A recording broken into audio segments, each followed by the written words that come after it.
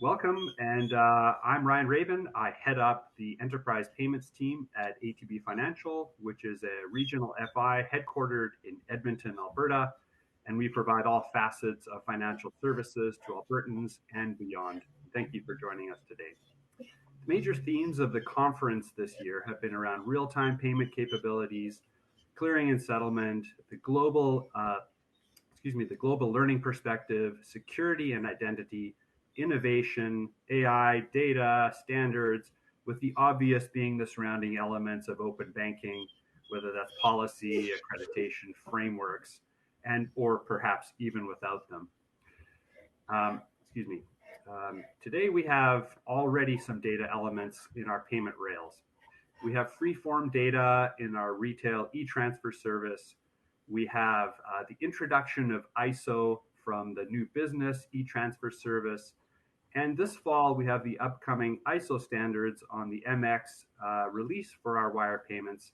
And not too far off, we'll have Canada's brand new real-time rail, ISO compliant and ready for action. So we are moving ahead. Today, we'll touch on as many facets of how data can and will change our ecosystem, our focus on adoption, benefit realization from insights, the evolving roles and skill sets that are necessary, barriers to our progress, and the future state or alternatives as we focus on businesses and providers so that we collectively enable an exceptional experience. Today, I'm joined by two amazing panelists, and I'll just make a short note. We have a third panelist who may end up joining us if technical structures align, but for right now, we have Michelle Winsor, who's the founder and CEO of Accelera Ecosystems, formerly known as Root Evolution. It's a company that provides advisory and delivery services supported through open headless ecosystem platform. And we also have Sue Whitney, Vice President, Payment Strategy and Relationships at Central One, and she's responsible for modernizing Central One's payment ecosystems and mapping out the future strategy through the Central One ecosystem of multiple partners. And I think everybody knows Sue from recent sessions and just being relatively around our ecosystem. So good morning to the two of you. I will do my absolute best to mimic Dr. Miklos Dietz, who's a senior partner at McKinsey & Company.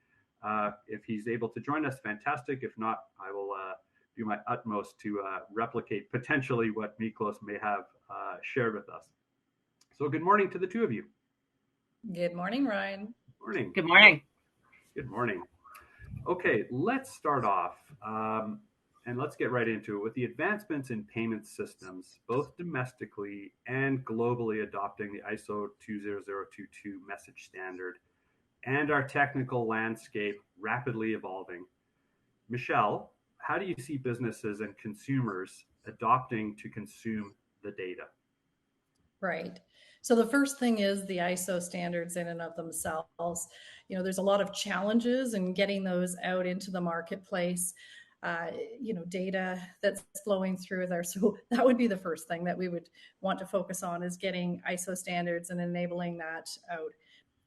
Generally, the use case is where people get held up on the value of being able to do that through legacy systems and bringing that downstream data into the businesses. But when you look at those small businesses, they deal with things such as the accounting information and all that data that's coming through. And right now they don't have it. So the impacts to them would be things such as, they have reconciliation that they have to do that doesn't have information, so they're becoming the detective in order to figure out what that might mean. It's creating need for them to hire more resources in order to solve these types of issues. It's a real need that they just don't have time for, because they are small business. They are 95% of our footprint here in Canada, and they really need the solutions in order for them to focus on the things that are important for their own growth. Yeah, that's very true. It's going to be a very interesting learning curve for the businesses and consumers as we adopt it. From a consumer perspective, pretty simple. I can access my phone and I can see what's coming or what provider wants to share with me. But as a business, it's far more challenging. Sue, what are your thoughts in terms of the adoption from business and or consumers in the same vein? Yeah, it's a great question. I think Michelle put her finger on it well. First of all, the adoption of data with payments is a paradigm shift. It is very significant, and it is an ecosystem impact. So I completely agree that so does my dog. that this is a potential real game changer. I can tell you from a Central One point of view. Not only are we interested in managing our own systems and their capabilities, but also down tier to all of our clients who need to be able to handle all of this data. And to Michelle's point, it's the ecosystem. It's making sure that the information gets all the way through to the beneficiary who can actually act on it and change experiences for their customers. I'm thinking about small business dog trainers right now, particularly. But that essentially, to me, this is the purpose of modernization. It's the empowerment of information accompanying the payment flow. And it's that sort of chocolate and peanut butter moment that I think our whole ecosystem will benefit from, and probably the biggest long-term impact of payments modernization. Yes, thank you. Clearly, that is the case. I'm interested, though, in terms of some of the use cases for, even if we just pick business, what might we expect from a business as they receive information? And I'm separating it from a provider of service, which is our next set of questions. But as a consumer of services, I see very interesting opportunities in terms of the speed of commerce, right? I think about even if you think about alternate technologies, blockchain, et cetera, or the digitization of contracts, et cetera, that speed of commerce, trade, think about our letters of credit process and how that will evolve very quickly, so that it's not only a payment arriving on time or in a rapid fashion, but that data that's traveling between the two counterparties can really accelerate that speed of commerce. So if you have shipping goods from Australia that need to come to Canada and you're waiting for 2 weeks on an LC or some aspect like that, the data that can travel very fluidly and effectively along with the payment can help accelerate what that starts to look like. I also think in terms of that, a small business operator just being armed with understanding, who's buying what, who's buying where, how much, when, what are their preferences. It's fascinating, the algorithms that could be devised by a business operator to help them understand the fluidity of their business. It's really incredible. I think about those consumer changes as well, which is pretty straightforward for a short period of time in terms of I would pick payroll, I will get my payroll, it will be deposited to my account, and I will have a pay stub that comes along with it. That's a very simple type of example. But I feel like it can go even further, which is on the advisory services side, right? So let's pick up on that and shift over to the next one, which is the providers and facilitators. So providers of services for both payment flows and data management will continue to expand their offerings. What factors should they consider when developing their strategy and or partner ecosystem to create the best value for clients? And Michelle, we'll start with you. Sure, Ryan, you hit on a lot of really key points there that I think are important, including that whole supply chain aspect. So when you start to think about providers, there are a lot of providers out there. They are solving for that. And when you think about the ecosystem as a whole, they're a little bit more agile than, say, some of our larger banks and financial institutions or other players in the market. And it goes to a lot to the legacy systems. So to solve the problem, really, it's about the data. You've mentioned it there. It's more than, it's payments data is basically the foundation of everything. So when you take data and you take years of data being fed into all these systems, all these partners and fintechs that are out there trying to solve it are doing two things or should be doing two things. One is look at the data that they're provided with, ensure that that data is is correct for their purpose. and use that data and understand and partner where they can in order to scale that ecosystem in more of a partnership version. Because we have to understand that when you deal with larger entities that have legacy systems, they simply cannot get through that data as quickly as some of our new entrants into the marketplace can. So what I would say is they're out there. We need to start partnering with them. We need to become inclusive, and we need to understand that data and payments specifically, where every consumer business, everything, that's what they use, that's what they need. They need to understand how they're operating, how that's going to work, what's good coming in, figure out ways to enhance that and use the players out in the market to broaden the ecosystems and the platforms that are there. No easy feat. No. Absolutely no easy feat. Sue, your perspective on the same question, coming from the big bad central one, how do you do this? What are you going to do in terms of that acceleration or promotion of the payment structure, the data structure? It's a great question. It's the hardest question that we have to answer around our infrastructure and how we position ourselves effectively for modernization. It's absolutely critical and has caused the redesign of our internal capabilities and a number of critical partnerships that we've embarked on with third parties to be able to extract that value in efficient ways. And to sort of call it a day when we acknowledge that some of our legacy isn't nimble. Michelle, you put your finger on it. Another really critical thing that we know we need to do is the data that we get in the door needs a lot of cleaning and massaging, and you need to start that early. So it's a lot of work to get your own infrastructure ready. And we decided very early on that partnership was going to be critical so that we could transfer the value that we are seeing into value for the end user. So, and it's also for us, because we're a tiered infrastructure, a lot of what we've been doing in the last 3 years is evangelizing.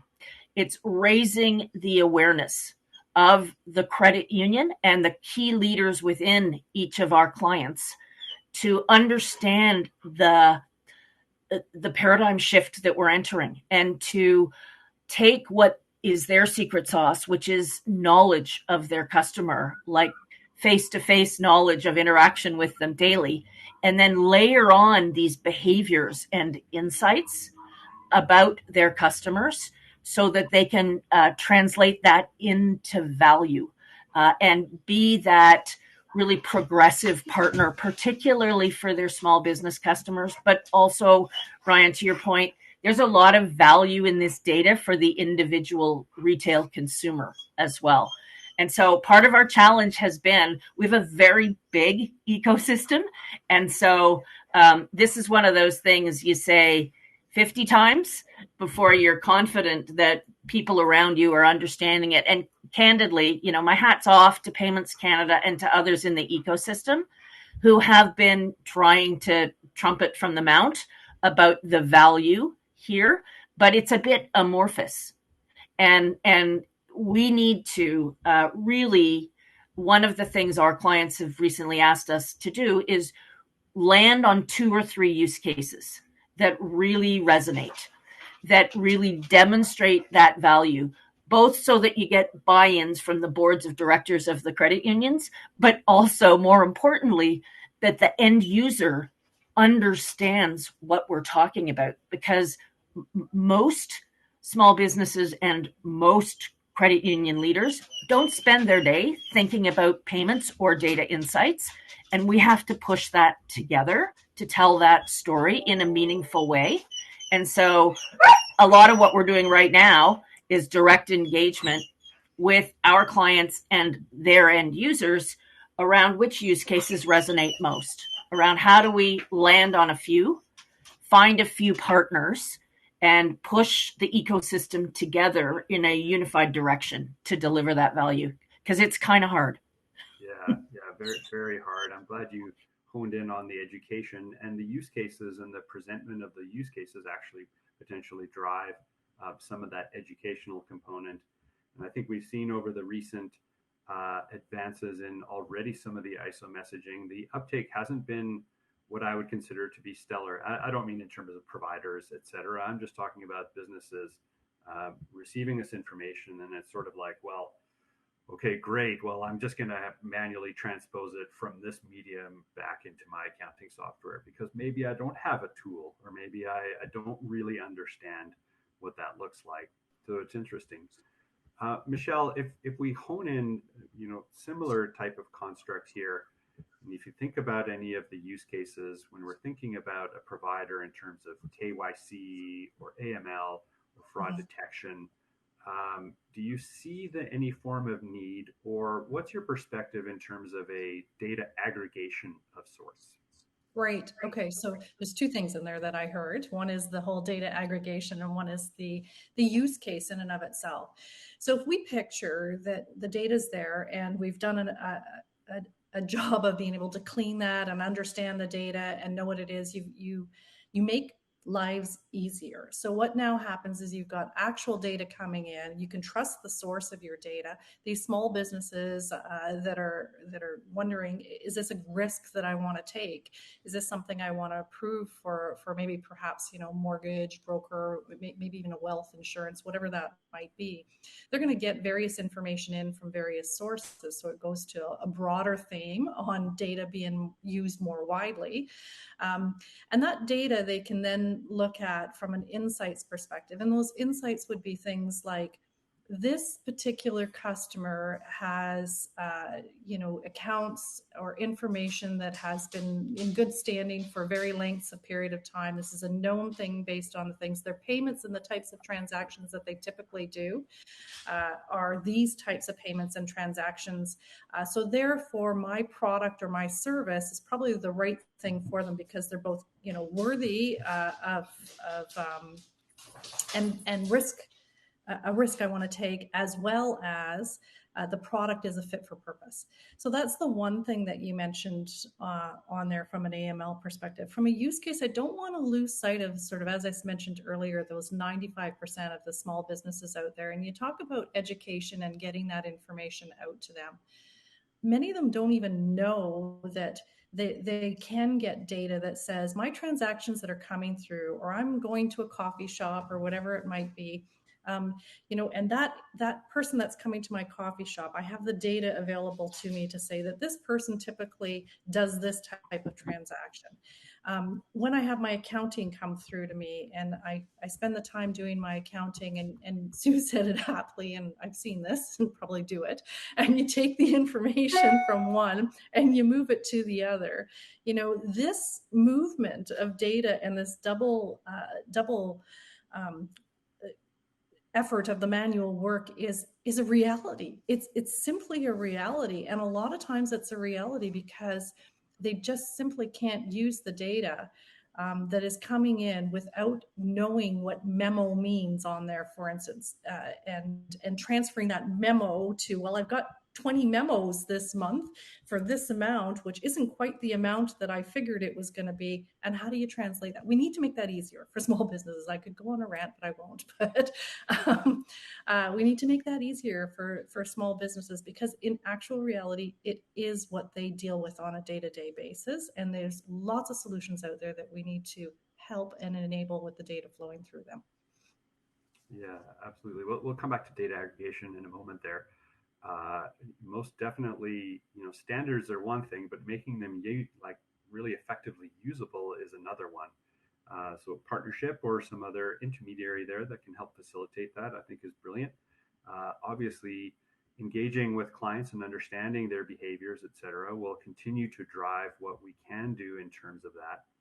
So there's an interesting question from Fahid at CIBC, where he's asking, or they're asking, in terms of how would we define payments data, and what, if any, are there different categorizations?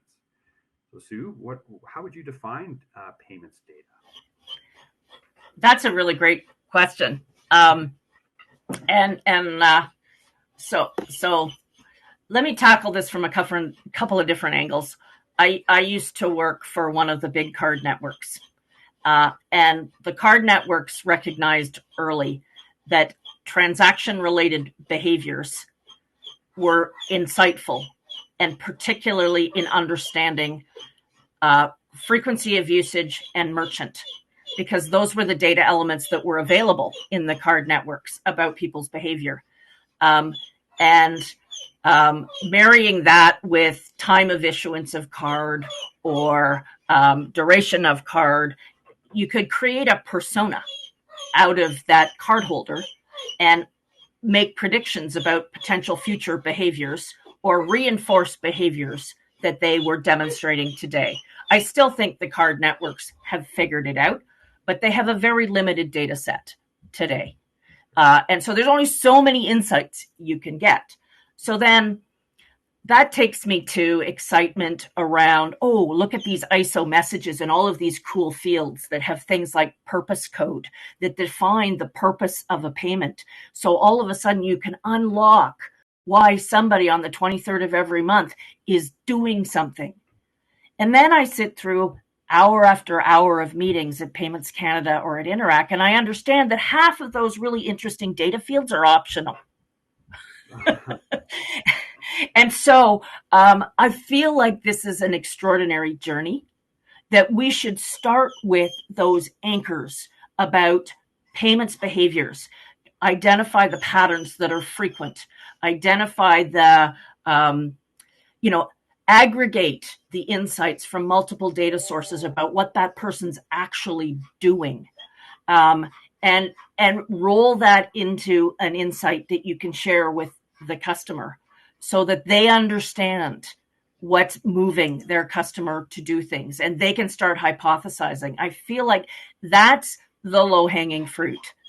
The obvious other low-hanging fruit is the remittance information itself, is an invoice or the data that's much more complex, potentially unstructured, and gets tagged on to the ISO message. There's obvious efficiencies there around stopping doing two systems and having it flow straight through. And so in that context is we need to enable our clients and their customers to be able to digest this information and figure out how much of it they can absorb and deal with and how frequently. And the reality is Canada's not awash with data scientists. They're not sitting in every small business. They're not sitting in every financial institution for that matter. And so we're only going to unlock the nuggets of data over a period of time. And this is where I think we need to be partnering with people who live and breathe the value and the individual data elements that provide those insights. So it's going to be a journey. I kind of wish I had a better answer, Fahad, because I'm not sure there's a secret sauce of which data elements are best or most insightful. What I would say, though, is payments data, more than almost any other data, in my view, draws the insight into behaviors and preferences. And when you marry that with other things you know about the individual, you can create insights that can really help define a business strategy. And we're all on that journey. So I wish I had a secret sauce, but I don't. Answers don't necessarily exist, but driving towards that end state most certainly, and clearly in terms of structured or unstructured data, it becomes, to your point there about the standard. What do we all agree goes here, and what do we all agree we're going to facilitate, as in pass on, as in share, right? Between, if it's a provider or a receiver, I don't necessarily want to have to go to my provider and say, give me this or pay for that, etc. It starts to become a very interesting opportunity, I think. Michelle, any thoughts or comments you'd like to share in terms of the definition of payments data before I move on to the data aggregation? Yeah, I just want to say, something said there is why should somebody have to go and ask their data? I'm just gonna just throw that out there. Just be the little, you know, poke the bear. But why should people have to ask for their data? I think we need to think about data. It's not just about payments, right? So when you talk, and this will lead to the aggregation, Ryan. So this, when you talk about data, we have to start thinking about it holistically. So when you talk about the different types of elements, it's the individual. You need to understand and have a way of collecting that the individual is comfortable with. It's their risk profiles, and you have to understand what indicators are coming through in order to highlight sort of their risk profiles, not just for the company but for themselves, right? So it's a two-way street. You have to understand the way that it can be ingested. If you put too much framework around that, oftentimes what ends up getting in the way is the infrastructure dictates, and its flexibility dictates what those fields might be, as opposed to the use case and the individual saying, this is what we need in order to give a general overall view of an individual or a corporation or a company, whether it's payments data, whether it's individual data, whether it's the way they're transacting, what they do on their day-to-day basis. Whatever those components are, you start at the broad, and then you work it down. What can we give today, and how can we get it there, is what I would say. Very fair. Very fair. Okay. My question in terms of the role of a potential aggregator or central utility, is it a value, or do we rely on individual contributors into the ecosystem continuing to forge a path? Sue, put you on the spot. I know. So it's got to be both, right? Like, I just want to double click on something Michelle said as well, because I think sometimes we get a little too business oriented and a little bit too focus. I love, Michelle, that you at a payments conference said it's way more about other types of data, not just payments data. That's right on. You're absolutely right. It's the convergence of these multiple sources of data that really, that's the secret sauce. It's the combinations of how we bring them together and tell stories as a result of that combination. The other thing I wanted to really double click on, and I think we're all quite aware of it at one level because many of the attendees are from regulated financial institutions, but it's not our data. It's theirs. It's the customers.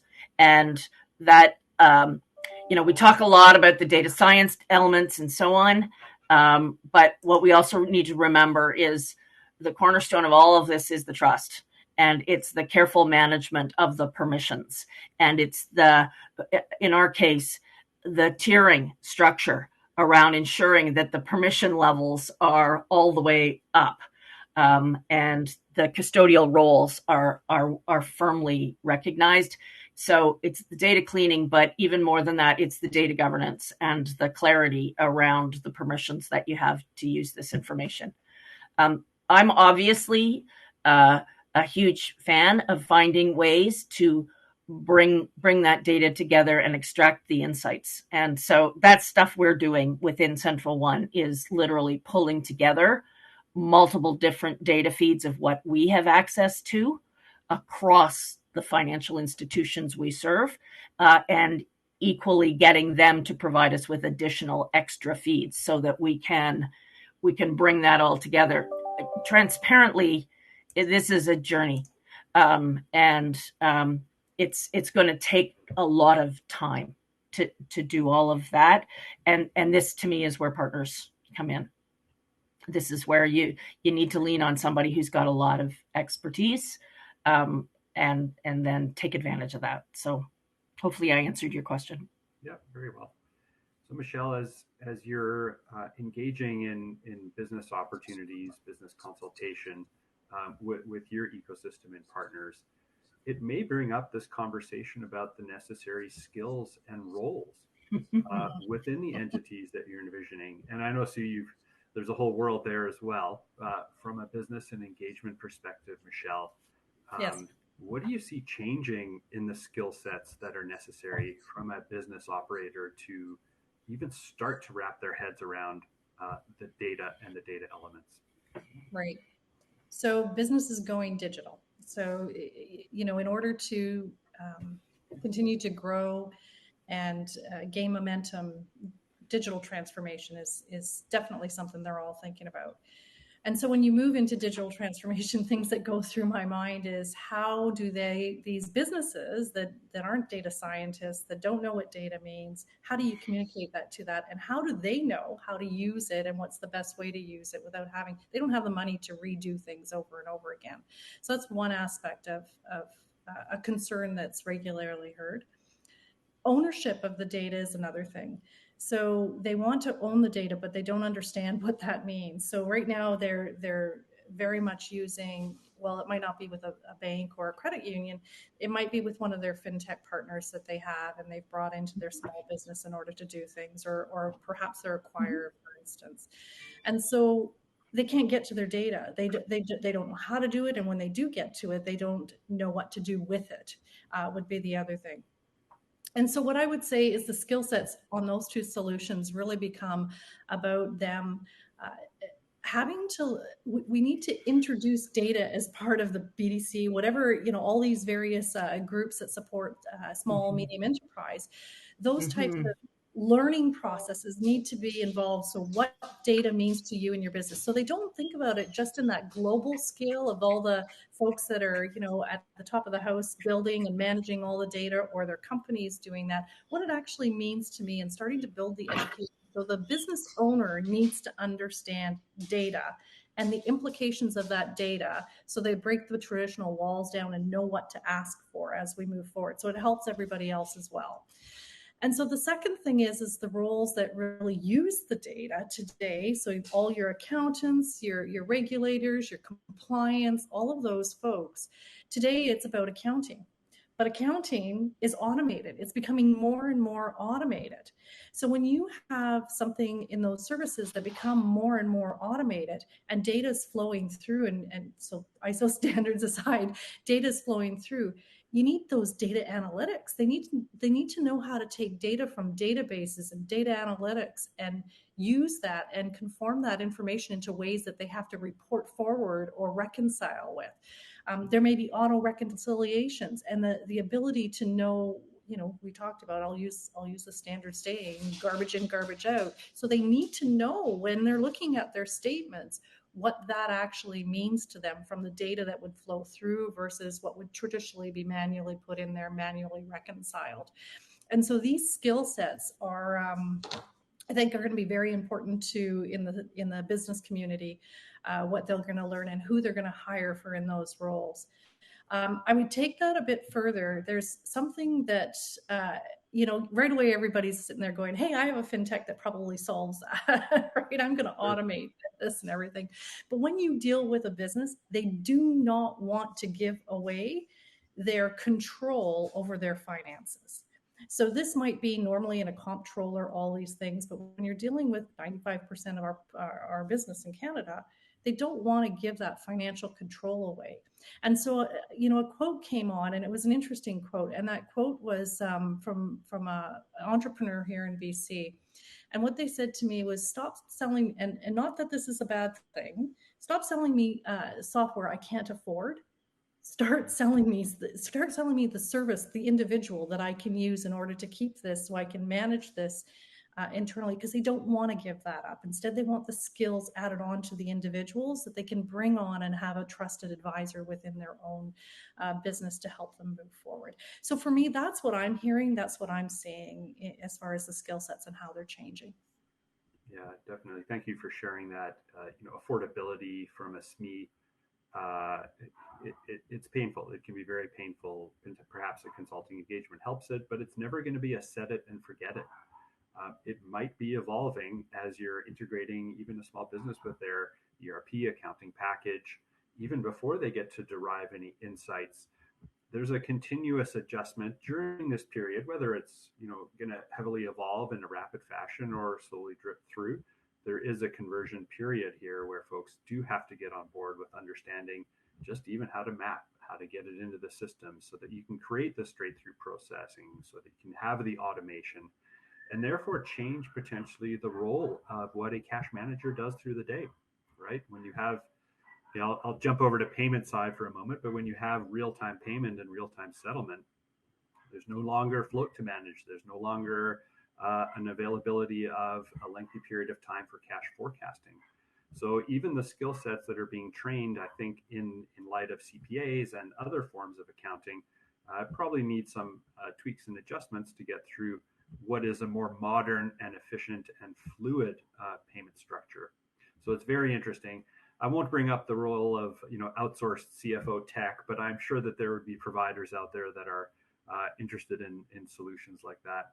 Sue, from the stance of Central One and your 200 partner network of regulated FIs, how are they going to manage in terms of the structure, if you can share? So it's a great question. Again, Michelle's onto a really excellent point here, which is our credit unions look to us very much like businesses look to their financial institution. And so they're saying, don't give me something in a box. Give me wisdom.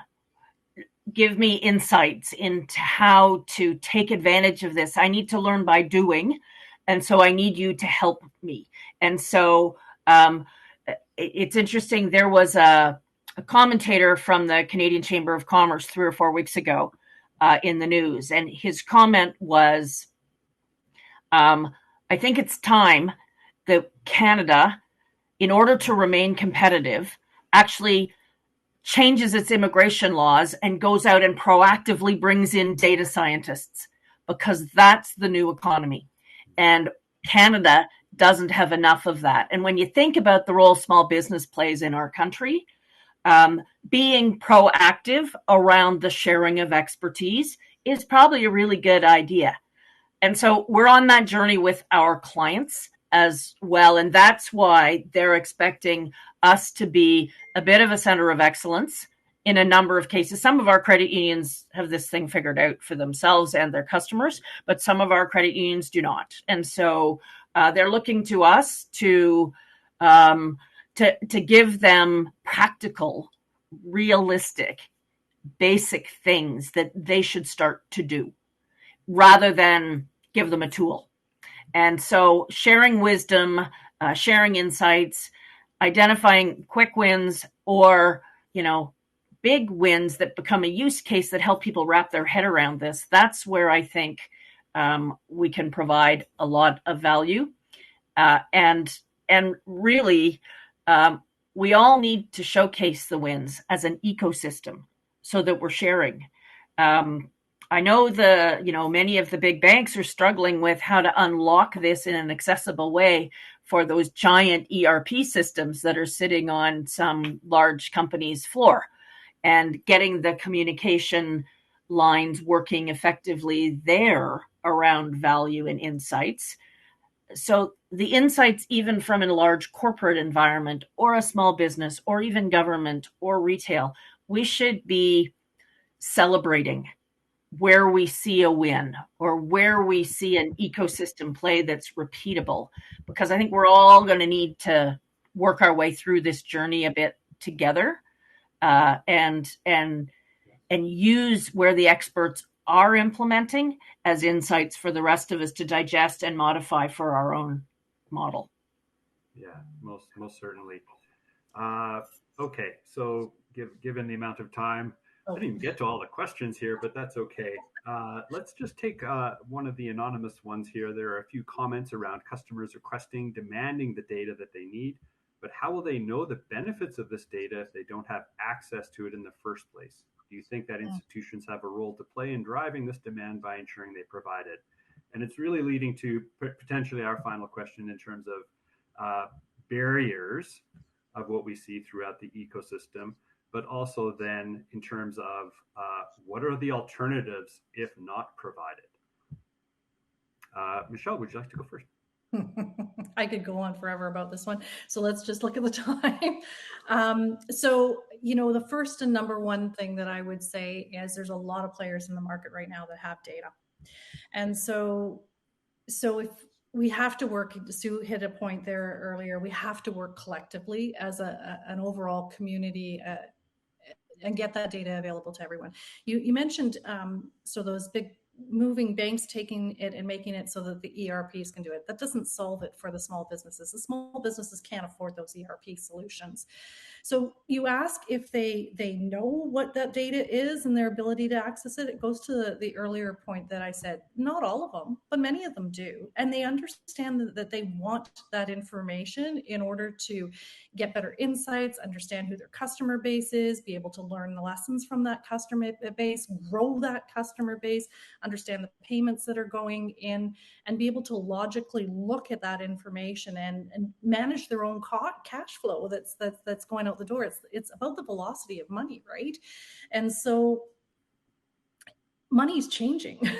So you've got traditional payments, you've got crypto coming down the pipe, you've got things such as you talk about data security, you've got blockchain or crypto technologies. It's not just about blockchain that's out there.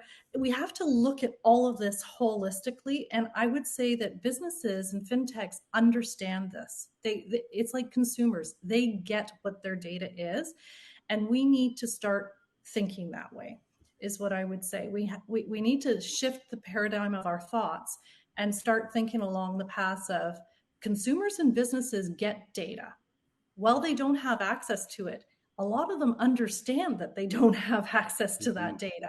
So instead, it's not they don't have access to it. It's what do they understand about that data, and how frustrated are they that they can't get that data, and how do we open the barriers for them to get the data that goes beyond working with large ERPs, institutions, whatever it is that they can't afford, right? That's where my head goes on that. I can keep going, but I won't. Okay, thank you. Sue, as our journey evolves, if we collectively stall or lose focus, what are the alternatives? What's going to happen? So if one assumes for a moment that our role in an ecosystem is to be an advisor and a partner for businesses, the financial sector has everything to lose here, in my view, is because there are others in the ecosystem who are ahead of us in understanding the value of data, and they will move in and become that trusted advisor on that service. So it's at our peril that we don't seize this opportunity and test and learn and trial it. And the way I think about it in the credit union system is the secret sauce of a credit union is that deep relationship that they have with the customer. They know who the customer is. They know what the customer does. And they have lots of other reasons in common, because people go and pick a credit union. They don't, they're there for a reason. It's a values reason or a historic reason, or it's a union reason, but they've picked a credit union, and the credit union has to earn that trust on a daily basis. So what I think we all need to be thinking about is, how do we take that moniker of trusted advisor and help understand the business problems that the small business is trying to solve, and then take the insights that we can gather and help show them that we're their partner to help them. Well said, Sue. Well said. Wonderful. And for everybody that's joining in, Dr. Dietz did text me on the side and express his apologies. Would love to join you at a future state. So apologies for that, but we've had a really wholesome conversation. He would leave us with a few thoughts in terms of, you can see how we didn't even really talk about payments. We talked about data and the transition here. So payments becomes invisible. And he'd also point out to us that if we don't get our act together here in Canada, somebody else, potentially from outside of Canada, is going to come in and eat our lunch. So I'll leave it as that. I encourage everybody who's listening in, if you'd like to engage with Sue or Miklos or Michelle, please read their bios and make the connection. And Sue and Michelle, thank you sincerely for joining me today. It's been a fabulous conversation, and I wish you all the best in the remainder of the conference. Enjoy the day. Thank you.